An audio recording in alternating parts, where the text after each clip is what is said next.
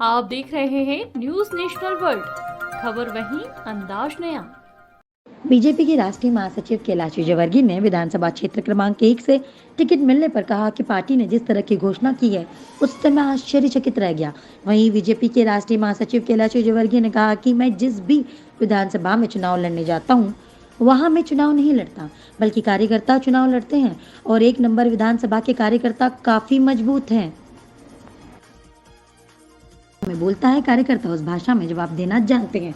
वही 1 नंबर विधानसभा में काफी अवैध कॉलोनियां हैं और वहां के रहवासियों को मूलभूत सुविधाएं नहीं मिलती। हमारी जिम्मेदारी रहेगी कि वहां पर तमाम तरह की व्यवस्थाओं को करना।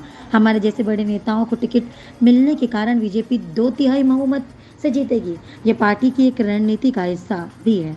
मुख्यमंत्री चेहरे को लेकर कैलाश विजयवर्गीय ने अपने वरिष्ठ नेताओं की ओर इशारा किया कि वही विचार करेंगे। अपने बेटे आकाश विजयवर्गीय के टिकट को लेकर कहा, मैं नहीं चाहता कि मेरी वजह से उसका राजनीतिक भविष्य खराब हो, लेकिन पार्टी का जो आदेश। चुनाव होता है और हम कोई सा भी चुनाव हो बहुत गंभीरता से होता है। कांग्रेस ने एक नैरेटिव बनाया था कि हम जीत रहे हैं। आज से वो नैरेटिव टूट गया और आप देखेंगे आज से ये चर्चा चालू होगी कि भारतीय जनता पार्टी 2/3 बहुमत से भी ज़्यादा 3/4 बहुमत से जीत सकती है। ये एक, जैसे अब इंदौर में अभी मुझे सब लोग 9 की 9 सीट जीत रही।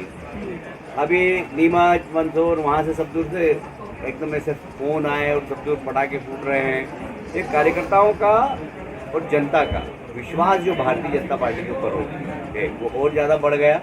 और ये रणनीति हमारे कुशल रणनीतिकार अमित शाह जी की है, जिन्होंने हम सब लोगों को कहा कि वापस एक बार मैदान में उतर जाओ, तो हम क्यों उतर मतलब पार्टी कितनी सीटों पर संजीवनी मिल सकती है आपके कारण? भैया ये हो जान दो 2 मिनट जरा एक चेहरे। ऐसा है कि हमारे यहाँ कलेक्टिव लीडरशिप बीजेपी में कोई एक व्यक्ति नेता नहीं।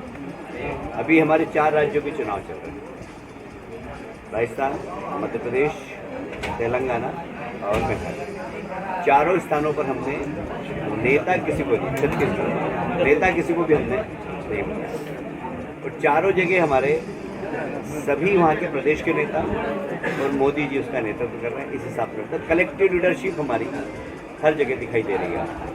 ये हमारी रणनीति का हिस्सा है। सर, मुख्यमंत्री भी नया देखने को मिलेगा आप बीजेपी की जीत के बाद? ये जवाब तो हमारे सब वरिष्ठ लीडर बताएंगे। भाई साहब, 1 नंबर हालांकि संबंध आपके अच्छे और वो आप हमेशा आपको गुरु की तरह मानते हैं। देखिए, ऐसा है कि लीडरशिप सिर्फ मंदिर जाने से या धार्मिक यात्रा करने से या भजन गाने से नहीं होती। एक कॉर्पोरेट लीडरशिप होती है कि आपने डेवलपमेंट का विजन क्या है, आपने देश के संस्कार, संस्कृति, आध्यात्मिकता, इस पर आप कितनी रुचि रखते हैं, आप इंदौर की हिस्ट्री के बारे में कितना जानते हैं, उस हिस्ट्री के अनुरूप आप क्या करना चाहते हैं। अब इंदौर का डेवलपमेंट, तो इसका एक विज़न हमारे पास 2000 में हमने रखा था। आज इंदौर डेवलप हुआ है तो सारा शहर जानता है किस दिशा में हमने एक लाइन खींची थी और उसके ऊपर आज पूरा शहर चल रहा है। अपन लाइन खींच के हट गए, उसके बाद जो भी आ रहा है वो उसी लाइन पे चल रहा है, उस लाइन से बाहर नहीं हुआ। एक विज़न होता है।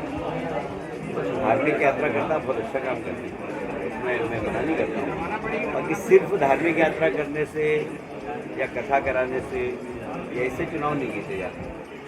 चुनाव जीतने के लिए जनप्रतिनिधि का विज़न क्या है, उनका गोल क्या है, वो किस प्रकार शहर के लिए, अपने क्षेत्र के लिए। देखिए, मैं एक बात हमेशा कहता हूँ, आप एक व्यक्ति हैं तो आपका परिवार है, परिवार में आपकी भूमिका क्या है, आप परिवार में कितना समय देते हैं। फिर उसके बाद आपका फ्रेंड सर्कल है, फ्रेंड सर्कल में आप किसके कितने काम आते हैं। फिर पार्टी है, पार्टी में आप पार्टी के आदेश का कितना पालन करते हैं। फिर जो जवाबदारी दी आपको, यदि आप विधायक हैं तो अपने क्षेत्र की विधानसभा की। मुझे गर्व है कि मैं पार्षद से मैंने अपनी राजनीति प्रारंभ की। नंदानगर इंटक और एटक का कब्जा था, हम लोगों की जमानत जब्त होती थी, पर हमने अब पूरे नंदानगर को हमने बीजेपी में कर दिया अपने काम से। एलआईसी जैसे ही आपका टिकट हुआ तो एक ऐसा है कि पारिवारिक रिश्ते हैं और भविष्य में भी रहेंगे। रिश्तों में कभी मैं कंजूसी नहीं करता, दिलेरी से रिश्ते निभाता हूँ। तो इसलिए शुक्ला परिवार से मेरे रिश्ते हैं और बहुत करीबी रिश्ते हैं। मैं उस रिश्ते का सम्मान भी करूँगा और उसकी मर्यादा का ध्यान भी रखूँगा। निश्चित रूप से जो अभी आप देखेंगे जो ट्रेंड चल रहा है सोशल मीडिया देश का, वो यही चल रहा है अभी। प्रदेश नहीं, देश का भाई, देश का ट्विटर का ट्रेंड चल रहा है, वो 5वें नंबर पे मैं चल रहा हूँ अभी। ऐसा मेरे को बताया किसी ने फोन करके। दूसरी विधानसभा सीटों पे कैसे समय दे पाएंगे आप? दूसरी विधानसभा सीटों पे कैसे समय दे पाएंगे? जैसे पहले देता था, मैं महू से भी लड़ता था तो हेलीकॉप्टर से जाता था, शाम को आकर वहाँ काम करता था।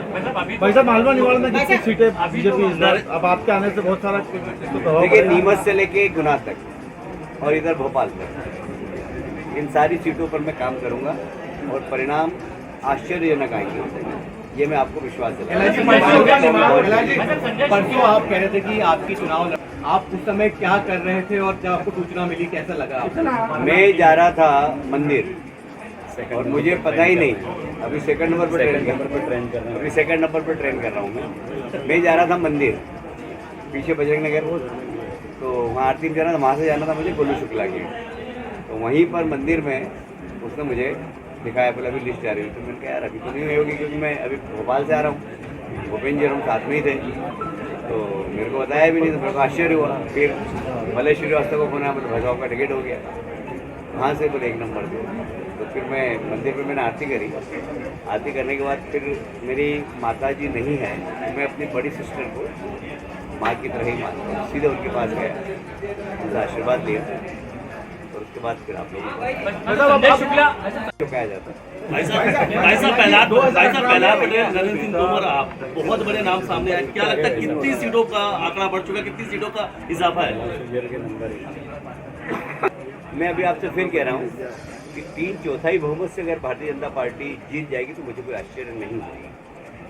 अभी ये बता रहे हैं कि मैं ट्रेंड में 1 नंबर पर आ गया, तो पार्टी ये मैं अकेला चुनाव के लिए आई है, भारतीय जनता पार्टी कार्यकर्ता टाइगर इज बैक, कार्यकर्ता लगातार टाइगर इज बैक के नारे लगा रहे हैं। बयान आया है कि मात्र 60 सीट आप जीत रहे हैं, आईबी की रिपोर्ट है, विवेक तनखा ने कहा है।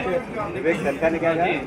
आईबी की रिपोर्ट है कि सिर्फ 60 सीट। आईबी मतलब इंटेलिजेंस ब्यूरो या Indra Bahadur Singh?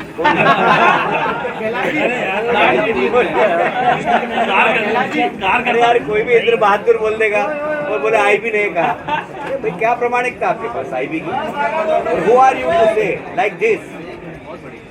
Who are you? Tiger spokesperson of IB? मैं अंग्रेजी में इसलिए बोल रहा हूँ कि अंग्रेजी में बोलते हैं। चुनाव मैदान में होंगे या कि समीकरण सिर्फ बदलने वाले? मैं आपको एक बात बहुत साफ कहता हूँ, राजनीति में यदि आपने चलना सीख लिया, ये पार्टी ऐसी कि कभी भी किसी को भी दौड़ा देती है, और आपको चलना आना चाहिए, सही दिशा में चलना आना चाहिए। कोई भी व्यक्ति आकाश नहीं है, तीनों बैठा है, ये भी टिकट का दावेदार था 1 नंबर से।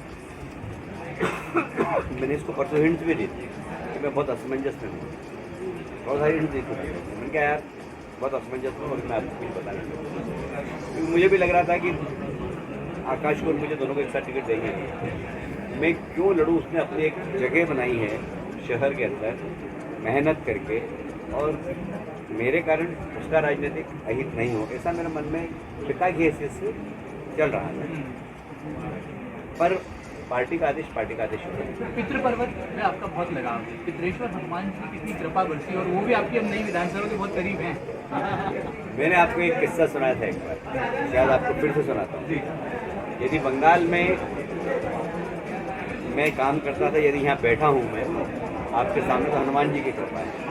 मैं अनेक बार घिर गया, अनेक बार, और कैसे निकल के आया कि हनुमान जी दोनों ने निकाला। और इसलिए हनुमान जी तो हमेशा साथ में। मेरी माँ एक बात कहती थी कि नाना जिंदगी में अच्छो काम करेगो तुम्हारे साथ हनुमान जी रहेगा। मेरे को हनुमान चालीसा का पाठ उन्होंने सिखाया, मेरे माता जी ने। तो एक ही बात, नाना तो अच्छो काम करेगो तुम्हारे साथ हनुमान जी रहेगा। तो मेरे को फील होता है कि हनुमान जी मेरे साथ। हाँ मतलब मैंने तो वैसे कहा था कि मैं चुनाव नहीं लड़ना चाहता हूँ और पार्टी के हमारे वरिष्ठ नेताओं का निर्देश परसों मिल गया था। मैंने असमंजस में था और आज एकदम अचानक घोषणा कर दी तो मैं खुद ही बहुत आश्चर्यचकित रह गया।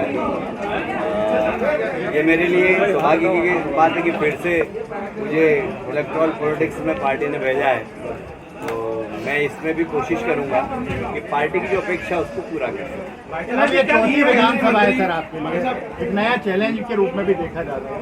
1 नंबर विधानसभा आगे साहब ऐसा है कि मैं इंदौर के कार्यकर्ताओं पे बहुत विश्वास करता हूँ और इंदौर नंबर 1 के कार्यकर्ता भी काफ़ी दमदार हैं। चुनाव में जहाँ भी जाता हूँ मैं नहीं लड़ता हूँ, कार्यकर्ता लड़ता हूँ और हमारे कार्यकर्ता जो जिस भाषा में बोलता है उस भाषा में जवाब देना भी चाहता है। और मैं बहुत विनम्रता के साथ, मैंने शालीनता से राजनीति की है, विनम्रता से राजनीति की है, डेवलपमेंट की राजनीति की है। एक बड़ा कैनवास हमारे सामने है और 1 नंबर विधानसभा में विकास की बहुत संभावना है। 1 नंबर विधानसभा अगर आप देखें तो अवैध कॉलोनियों एक बहुत बड़ा हिस्सा वहाँ पर है, जहाँ के लोगों को बेसिक सुविधाएं नहीं मिलती।